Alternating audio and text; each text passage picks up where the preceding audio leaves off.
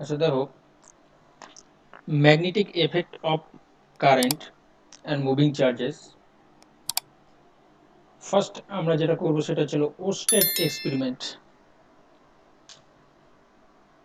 আমরা জানি যে একটা ম্যাগনেটের চারদিকে ম্যাগনেটিক ফিল্ড থাকে, সেরকম কোনো কন্ডাক্টরের মধ্য দিয়ে যখন কারেন্ট ফ্লো করে তখন সেই কন্ডাক্টরের চারদিকেও একটা ম্যাগনেটিক ফিল্ড ক্রিয়েট হয়, বা আমরা বলতে পারি যখন চার্জ মুভ করে তখন সেই মুভিং চার্জের চারপাশে একটা ম্যাগনেটিক ফিল্ড ক্রিয়েট হয়। প্রথম এক্সপেরিমেন্ট করছিল ওস্টেড। এখানে দেখো একটা ছবিতে ওস্টেডের এক্সপেরিমেন্টটা দেখানো আছে। ব্যাটারি, একটা কি আছে, কিটা ওপেন অবস্থায় আছে, আর কন্ডাক্টিং ওয়্যার, ওয়্যারের নিচে একটা ম্যাগনেটিক নিডল আছে। এটা নর্থ পোল, এটা সাউথ পোল। এবার কিটাকে ক্লোজড করা হলো। কিটাকে ক্লোজড করলে পরে আমাদের কারেন্ট ফ্লো করবে এবং দেখা যাবে ম্যাগনেটিক নিডলটা ডিফ্লেক্ট হচ্ছে।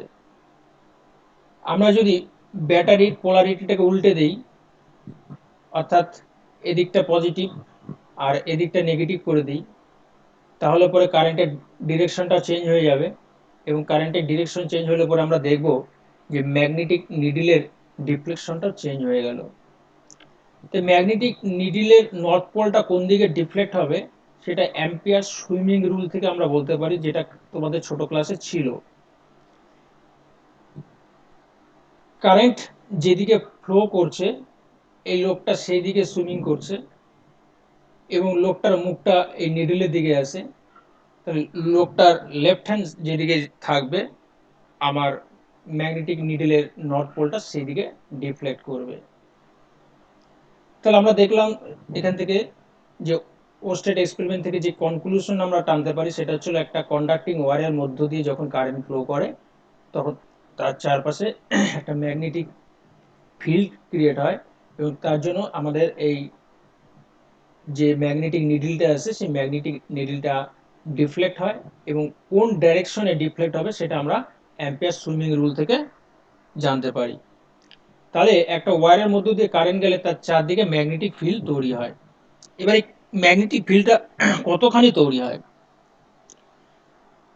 এই ম্যাগনেটিক ফিল্ডের ডিরেকশনটা কোন দিকে হয়, সেগুলো আমরা এখন এক এক করে দেখব। তা ফার্স্ট আমরা দেখব Biot Savart law or Laplace law.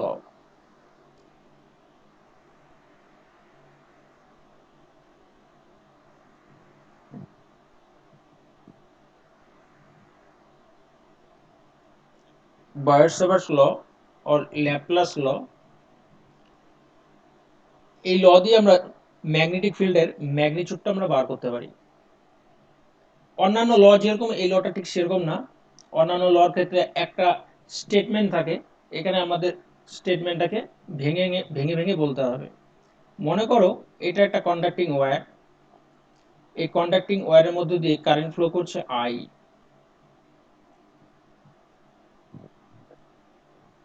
এই কন্ডাক্টিং ওয়্যার থেকে আর ডিস্টেন্স দূরে এখানে একটা পয়েন্ট আছে, পি পয়েন্ট, এখানে ম্যাগনেটিক ফিল্ডটা বার করতে হবে। আমরা জানি কারেন্ট স্কেলার কোয়ান্টিটি, কিন্তু কারেন্টকে যখন লেন্থ দিয়ে মাল্টিপ্লাই করি, মনে করো এখানে আমি একটা স্মল এলিমেন্ট ধরলাম ডিএল, অর্থাৎ লেন্থটা ছিল ডিএল, আর কারেন্টটা ফ্লো করছে আই। তাহলে এই আইডিএল এটা একটা ভেক্টর কোয়ান্টিটি হবে, এবং এটাকে আমরা বলবো ছিল কারেন্ট এলিমেন্ট।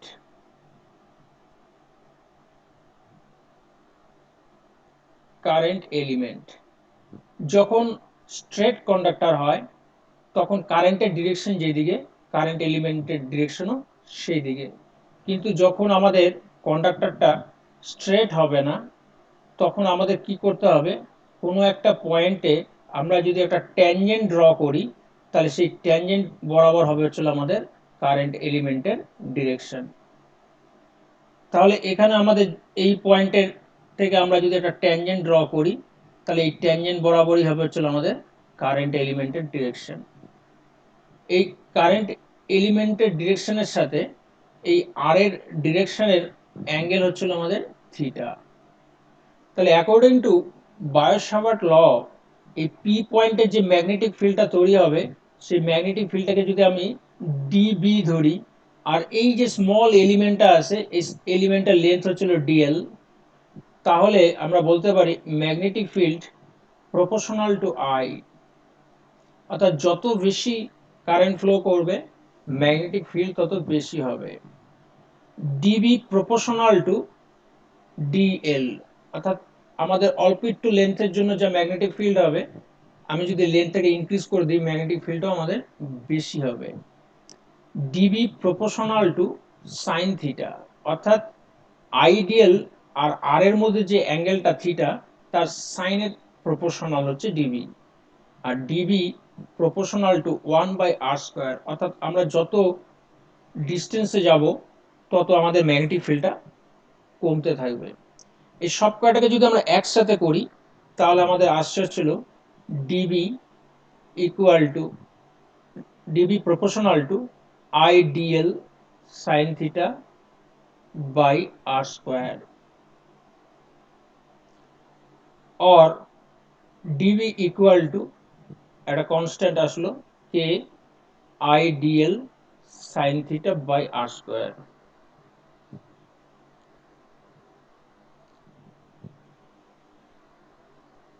This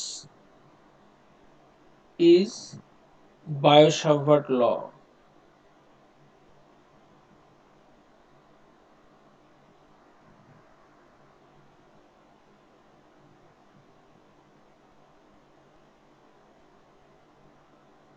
এই লয়ের আরেকটা নাম হচ্ছে ল্যাপ্লাস ল।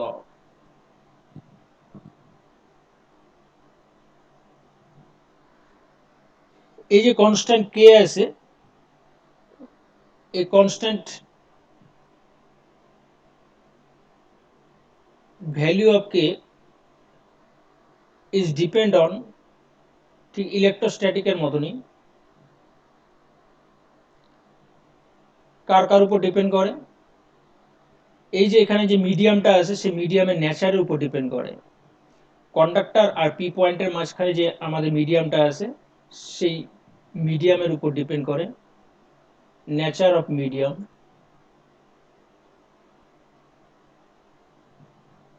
আর আরেকটা জিনিসের উপর নির্ভর করে সেটা হচ্ছিল সিস্টেম অফ ইউনিট, অর্থাৎ এসআই না সিজিএস সিস্টেম। এসআই সিস্টেমে এই কেটাকে আমরা in SI system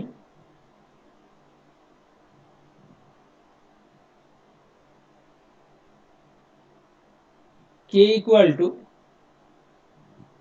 mu by 4 pi, যেখানে মিউটাকে আমরা বলবো ছিল পারমিয়েবিলিটি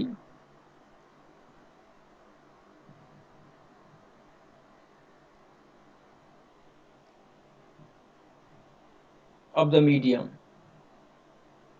অর্থাৎ মিডিয়ামের যে প্রপার্টির উপর ম্যাগনেটিক ফিল্ডটা ডিপেন্ড করে সেই প্রপার্টিটাই হচ্ছিল পারমিয়েবিলিটি, যেটা ইলেকট্রোস্ট্যাটিকের ক্ষেত্রে ছিল আমাদের পারমিটিভিটি। তাহলে আমাদের ফর্মুলাটা কি দাঁড়াচ্ছে কি এখন, dB equal to mu by 4 pi I dl sine theta by r², এটা for any medium.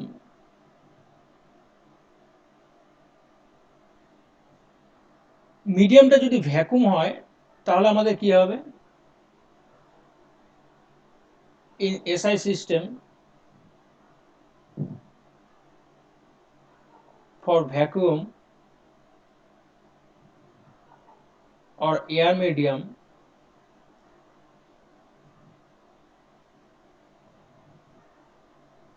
k equal to mu naught by 4 pi.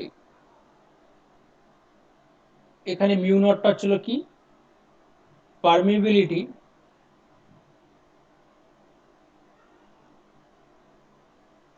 Of vacuum.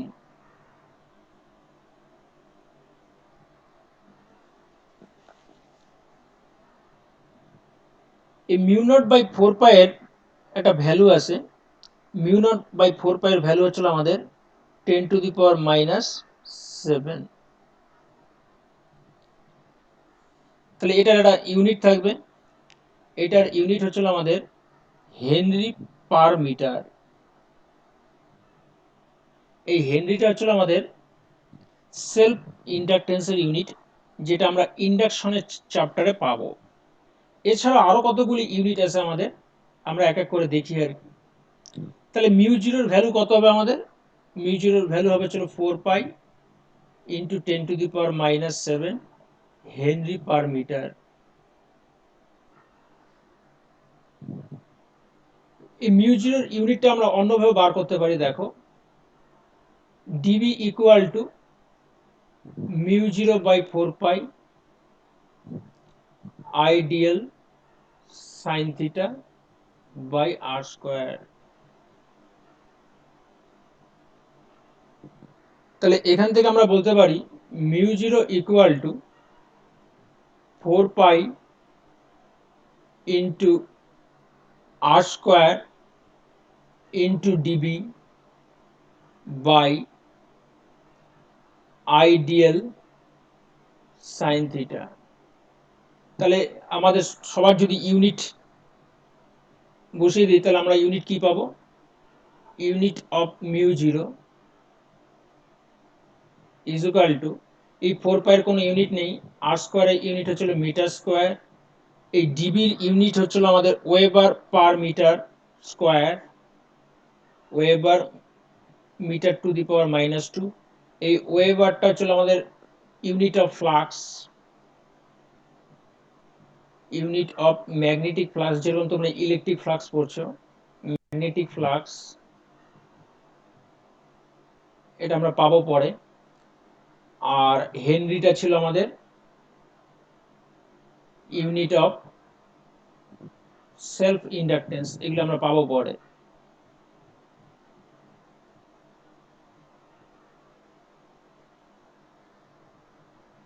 I এর ইউনিট হচ্ছিল আমাদের অ্যাম্পিয়ার, ডিএল এর ইউনিট হচ্ছিল মিটার, সাইন থিটার কোনো ইউনিট নেই। তাহলে এখান থেকে আমার মিউ জিরোর ইউনিট আসছে হচ্ছিল weber per ampere per metre. এই ওয়েবার পার অ্যাম্পিয়ার এটাই হচ্ছিল আমাদের হেনরি। তাহলে হেনরি পার মিটার, এই হচ্ছে আমাদের মিউ জিরোর ইউনিট। ডিমেনশন কি হবে? আমাদের ডাইমেনশনাল ফর্মুলা হবে, dimensional formula of mu zero আর মিউ হচ্ছে আমাদের কি, M L T to the power -2 A to the power -2। সবার ডাইমেনশন বসা দিলে পরে আমি এটা পেয়ে যাব। সিজিএস ইউনিটে value of mu zero by 4 পাই,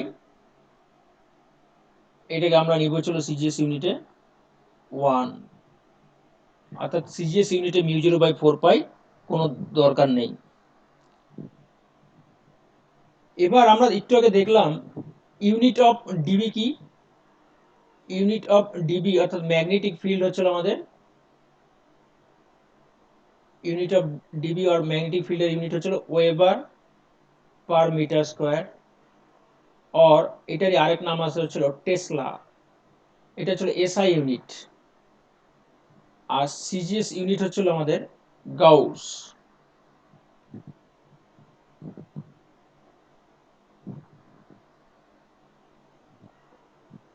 এদের মধ্যে রিলেশন হচ্ছিল 1 টেসলা ইকুয়াল টু 10⁴ গাউস।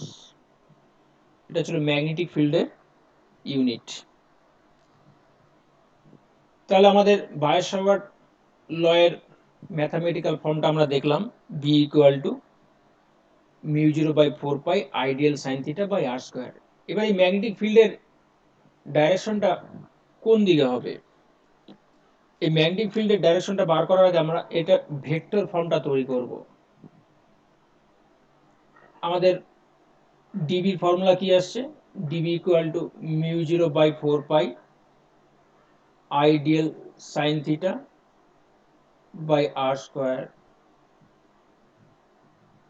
দেখো আইডিয়াল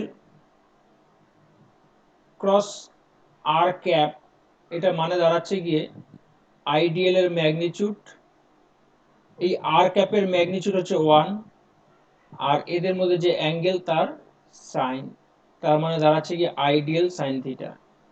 তাহলে আইডিয়াল সাইন থিটার জায়গায় আমরা লিখতে পারি IDL vector cross r cap. তাহলে এটার ভেক্টর ফর্মটা দাঁড়াবে গিয়ে dB vector equal to μ0/4 pi ideal cross r unit vector by r square. আমরা এটাও জানি ইউনিট ভেক্টর মানে হচ্ছিল একটা ভেক্টরকে তার ম্যাগনিটিউড দিয়ে ডিভাইড করতে হয়। তাহলে dB equal to μ0/4 pi ideal cross r vector by এই আর আর এই আর স্কয়ার মিলে আর কিউব। তাহলে আইডিয়াল ক্রস আর, তাহলে আমাদের আইডিয়াল ক্রস আর এখান থেকে আমরা ডিরেকশনটা বার করে নিতে পারি। কোন দিকে হবে ডিরেকশনটা?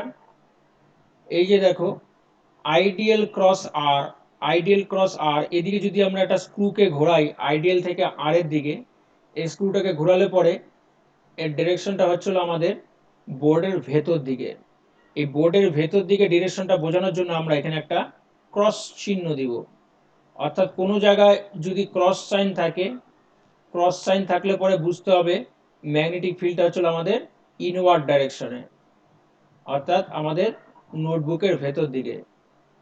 আর যদি ডট দেওয়া থাকে একটা এরকম সার্কেলের মধ্যে, তাহলে বুঝতে হবে খাতার বাইরের দিকে, অর্থাৎ আউটওয়ার্ড ডাইরেকশনে। যেরকম মনে করো এই ওয়্যারটার মধ্য দিয়ে কারেন্ট এদিকে যাচ্ছে, আমি এই পয়েন্টে বার করতে বলছি, তাহলে আমাদের আরটা হচ্ছিল এই ডিরেকশনে। তাহলে এখানে আইডিয়াল ক্রস আর কি হবে আমাদের? এখানে আইডিয়াল ক্রস আর করলে পরে আমাদের আসবে হচ্ছিল, আইডিয়াল ক্রস আর করলে পরে এদিকে ঘোরাতে হবে। এদিকে যদি আমি অ্যান্টি ক্লকওয়াইজ একটা স্ক্রুকে ঘোরাই বা একটা ট্যাপ কলকে ঘোরাই, তার ডিরেকশনটা হবে ছিল আমাদের বোর্ডের বাইরের দিকে বা খাতার বাইরের দিকে। তাহলে এখানে ম্যাগনেটিক ফিল্ডটা হবে ছিল একটা সার্কেলের মধ্যে এরকম গোল করে দিতে হবে, অর্থাৎ আউটওয়ার্ড ডাইরেকশনে। আর সার্কেলের ভেতরে যদি ক্রস থাকে তাহলে হচ্ছিল ইনওয়ার্ড ডাইরেকশনে। এটা ভালো করে বুঝতে হবে। এই ডিরেকশনটা আমরা অন্যভাবে বুঝতে পারি। মনে করো কারেন্ট যেদিকে যাচ্ছে, আমরা কি করব, আমাদের রাইট হ্যান্ডের যে পামটা আছে তার থামটাকে কারেন্টের দিকে দিব। তাহলে এই আমাদের যে ফিঙ্গারগুলি আছে সেই ফিঙ্গারগুলি আমাদের যেদিকে থাকবে সেদিকে আমাদের ম্যাগনেটিক ফিল্ডের ডিরেকশনটা হবে। আবার এইভাবে স্ক্রু রুল দিয়েও করা যায়, কারেন্টটা যেদিকে যাচ্ছে আমাদের সেদিকে যদি আমাদের রাইট হ্যান্ডের থামটাকে দেই, তাহলে পরে এইগুলি যেদিকে যাবে, ঠিক আছে, আমাদের ম্যাগনেটিক ফিল্ডের জন্য লাইন অফ ফোর্সগুলো সেই দিকে থাকবে। স্ক্রু রুলের ক্ষেত্রে আমাদের তাই, কারেন্ট যেদিকে যাবে আমরা যদি এইভাবে ঘোরাই তাহলে কারেন্টটা আমাদের একটা স্ক্রু আমাদের উপর দিকে যাবে, তার জন্য আমাদের কারেন্টের ডিরেকশনটা উপর দিকে যাবে। তাহলে এইভাবে আমরা ডিরেকশনটা কিন্তু বার করে নিতে পারি ম্যাগনেটিক ফিল্ডের সাহায্যে, ঠিক আছে। আচ্ছা, তাহলে ফার্স্ট এই কেসে কি হবে, কারেন্টের ডিরেকশনে থামটা থাকবে, তাহলে এই পামের সাথে পারপেন্ডিকুলার ভাবে এই দিকে হবে ছিল ম্যাগনেটিক ফিল্ডটা। এটার ক্ষেত্রে আমাদের কি হবে,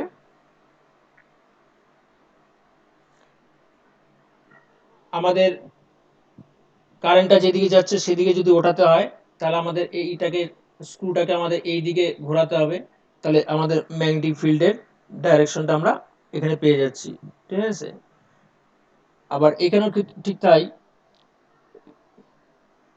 এখানে যে আমাদের ফোল্ডিং ফিঙ্গার আছে এই ফোল্ডিং ফিঙ্গারের ডাইরেকশন যেদিকে, ম্যাগনেটিক লাইন অফ ফোর্সের ডিরেকশনও সেই দিকে, ঠিক আছে। এটাও অ্যাকচুয়ালি আমাদের ম্যাগনেটিক লাইন অফ ফোর্স। এই লাইন অফ ফোর্সের কোনো একটা পয়েন্টে যদি আমি ট্যানজেন্ট ড্র করি সেটি হচ্ছে ম্যাগনেটিক ফিল্ডের ডাইরেকশন বোঝাচ্ছে। এই লাইন অফ ফোর্সের কোনো একটা পয়েন্টের ট্যানজেন্ট ড্র করলে সেটা হচ্ছে ম্যাগনেটিক ফিল্ডের ডাইরেকশন বোঝাচ্ছে, ঠিক আছে। যে কোনো পয়েন্টে যদি তুমি ট্যানজেন্ট ড্র করো সেখান থেকে ম্যাগনেটিক ফিল্ডের ডিরেকশনটা তুমি বার করে নিতে পারবা, ঠিক আছে। কিন্তু আমার কাছে সবচেয়ে ভালো প্রসেস হচ্ছিল এই ক্রস প্রোডাক্টটা দেখে বোঝা যায় ডিরেকশনটা কোন দিকে হবে, আইডিয়াল ক্রস আর, এটা মনে রাখবা মাথায় সবসময়। তাহলে ভেক্টর ফর্ম হয়ে গেল আমাদের। এবার যদি মনে করো স্মল কন্ডাক্টরে আমরা এখানে ধরলাম ডিএল পোর্শনের জন্য ম্যাগনেটিক ফিল্ডটা, যদি ডিএল পোর্শন না হয়ে টোটালটার জন্য তোমাকে বার করতে হয়, তাহলে আমাকে কি করতে হবে, ইন্টিগ্রেশন করতে হবে, ঠিক আছে। তাহলে আমাদের ডিবি হবে ছিল বি ইজুকাল টু হবে ছিল integration mu zero by 4 pi I dl sine theta by r square. তাহলে টোটাল কন্ডাক্টরের জন্য আমাদের ম্যাগনেটিক ফিল্ড বার হয়ে যাবে। এবার কোনো একটা মিডিয়ামের জন্য আমাদের ম্যাগনেটিক ফিল্ডের ফর্মুলাটা দেখলাম আমাদের 2 নাম্বার ইকুয়েশন, আর ভ্যাকুয়ামের জন্য আমরা দেখলাম 3 নাম্বার ইকুয়েশন। 2 কে 3 দিয়ে ডিভাইড করলে পরে এগুলি সব ক্যান্সেল হয়ে যায়, তাহলে কি থাকবে আমাদের, এটার নাম আমি দিয়ে দিলাম ডিবি প্রাইম।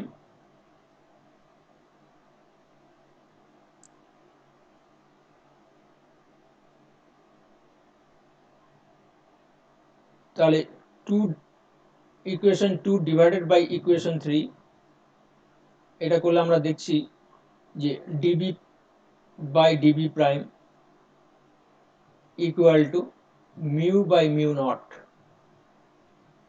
ইজুকাল টু, এটাকে আমরা বলবো মিউ আর, যেটাকে আমরা বলি হচ্ছিল রিলেটিভ পারমিয়েবিলিটি। ঠিক ইলেকট্রোস্ট্যাটিকে যেরকম ছিল রিলেটিভ পারমিটিভিটি।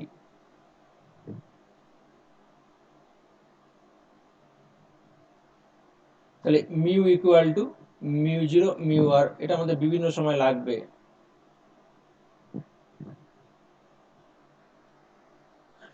তাহলে বায়স-সাভার্ট তোমার লয়ের ভেক্টর ফর্ম হলো, বায়স-সাভার্ট লয়ে যদি একটা বড় কন্ডাক্টর হয়, অর্থাৎ এন্টার কন্ডাক্টরের জন্য আমাদের বায়স-সাভার্ট লটা কিভাবে অ্যাপ্লাই করবে ইন্টিগ্রেশন করে, সেটা আমরা দেখলাম। এবার হচ্ছিল Biot Savart law in terms of current density.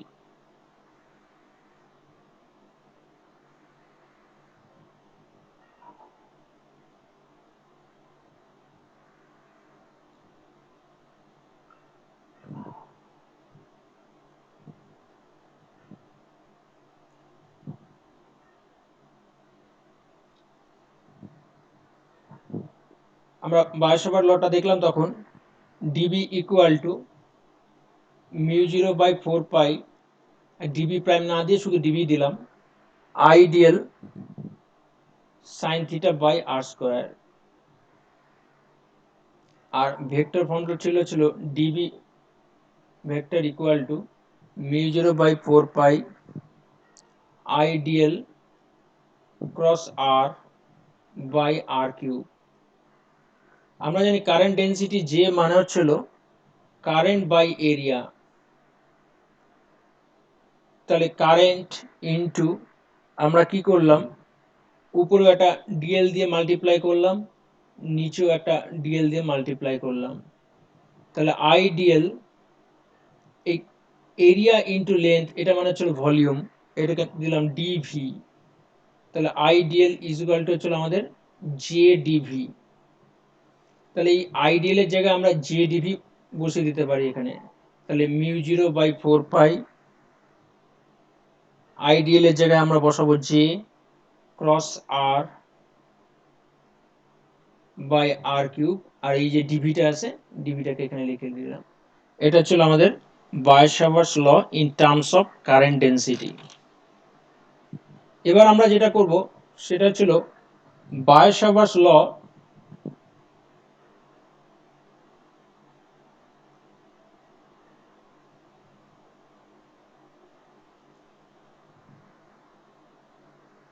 in terms of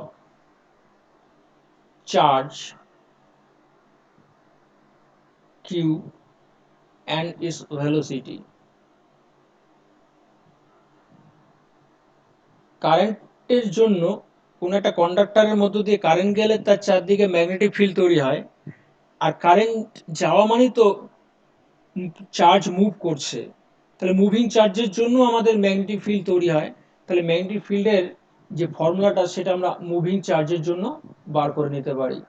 কিভাবে বার করব আমরা, ডিভি ইকুয়াল টু আমরা জানি mu zero by 4 pi ideal cross r by r cube.